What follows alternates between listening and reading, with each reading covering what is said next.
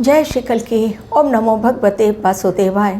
मोदी जी के पास केवल 2 दिन यानी 48 घंटे, लेकिन ये 48 घंटे मोदी जी के लिए बहुत ज़्यादा इम्पोर्टेंट टाइम है।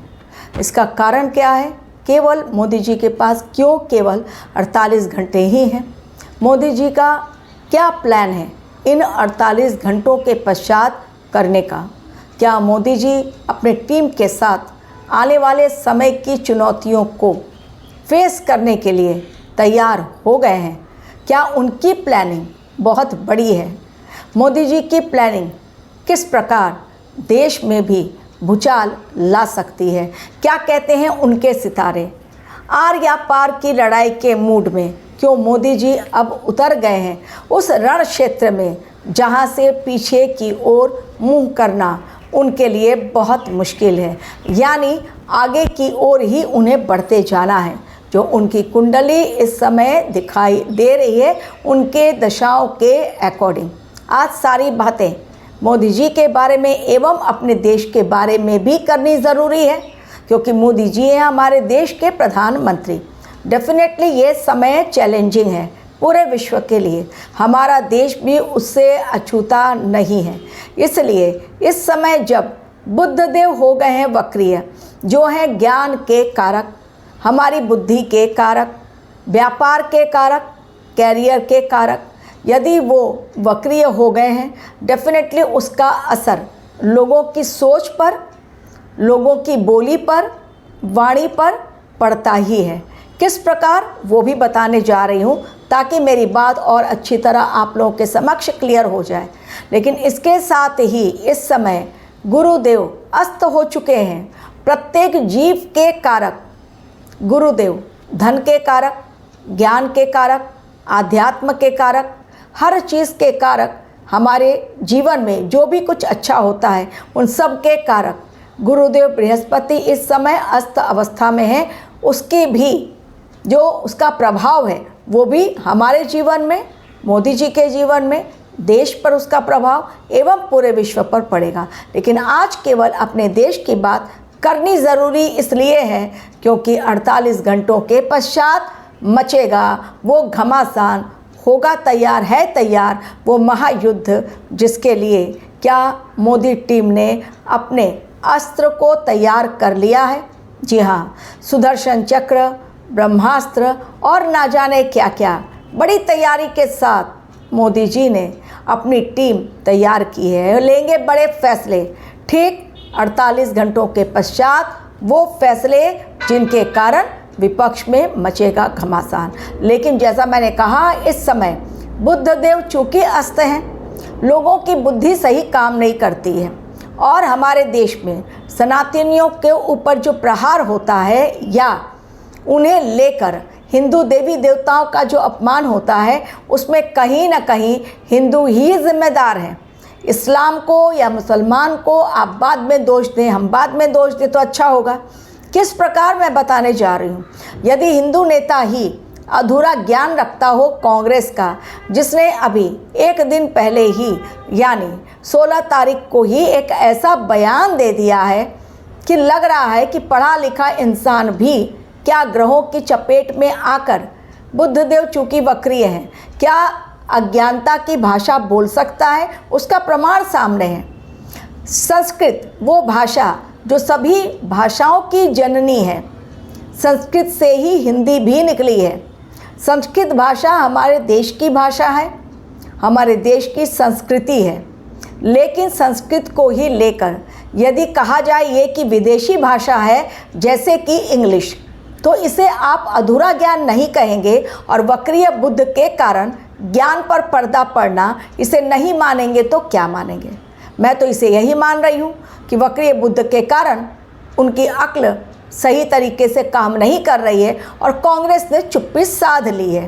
क्योंकि एक ऐसा बयान कि हिंदी और उर्दू ये हमारे देश की भाषा है, लेकिन संस्कृत जो है वो विदेशी भाषा है अंग्रेजी के साथ। एक तो ये बात हो गई। दूसरी बात कि मौलाना ने, वो भी इसी समय बात हुई, मौलाना का वो बयान, अक्सर मौलाना है जब टाइम टू टाइम बयान देते रहते हैं। तो वो बयान श्री कृष्ण को लेकर कि श्री कृष्ण थे मुसलमान और 5 टाइम वो नमाज पढ़ते थे।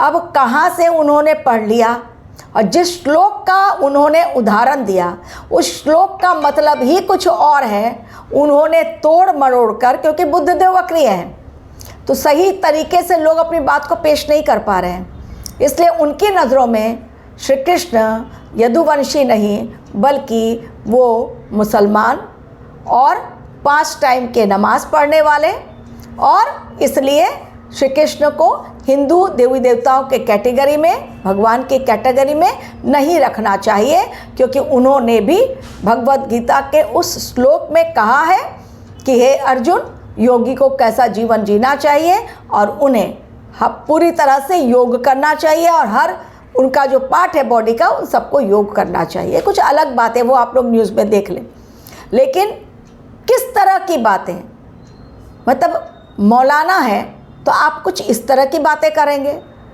और हमारे देश की संस्कृत भाषा को विदेशी बता देंगे, मतलब कुछ भी बताया जा रहा है। प्लस हैदराबाद में भी एक हिंदू बच्चे को कलमा पढ़ने के लिए न सिर्फ प्रेशराइज किया गया बल्कि उसे घर में होमवर्क दिया गया। तो ये हो क्या रहा है? ये हो इसलिए रहा है क्योंकि हिंदू जागरूक नहीं है। वो हिंदू बच्चा है, मुस्लिम स्कूल में वो क्यों पढ़ने गया? उनके माता पिता ने जब देखा कि दुनिया में क्या चल रहा है हिंदुओं को लेकर, तो क्यों डाला ऐसे स्कूल में? तो यानी हिंदुओं की ही गलती हिंदुओं के विनाश का कारण है। ये जो राम मंदिर में जिन्होंने भी चोरी की वो हिंदू ही है, मुसलमान तो है नहीं। चोरी किया, क्या उन्हें नहीं पता था कि राम जी देख रहे हैं? कि राम जी को पत्थर मान लिया था, भगवान नहीं माना, नाम के कारण केवल तिलक लगाया कि भाई हम राम राम जप रहे हैं, लेकिन राम राम जपने के पीछे छुरा लेकर घूम रहे हैं और अपनी झोली भर रहे हैं, भर भर के प्रॉपर्टी खरीद रहे हैं। वो सारे भी हिंदू ही हैं। तो हिंदू ही हिंदुओं के विनाश का कारण। जब तक ये हिंदू खत्म नहीं होंगे जो कि खुद अपने देश की नींव खोखली कर रहे हैं, तब तक युग परिवर्तन सही मायनों में हो ही नहीं सकता। लेकिन अब आती हूँ मेन मुद्दे पर, क्योंकि आप लोग कहेंगे मैम आप दूसरी बातें करने लगी, तो चलिए बताना ज़रूरी है आप लोगों को कि हमारे देश में हो क्या रहा है। ये समय मोदी जी की कुंडली ये दिखा रही है कि उनके लाइफ में 20 तारीख के पश्चात चैलेंजेस बहुत सारे हैं, ऑलरेडी अभी चल ही रहे हैं। ये साल ही उनके लिए चैलेंजिंग टाइम लेकर आया है, लेकिन वो चैलेंजेस को फेस करने के लिए कितना तैयार है अब वो जान लीजिए। 20 जून वो तारीख, 20 जुलाई वो तारीख जब मॉनसून सत्र स्टार्ट होने वाला है। विपक्षी दल एकजुट हो गए हैं मोदी जी पर प्रहार करने के लिए। अमित शाह जी तैयार हैं।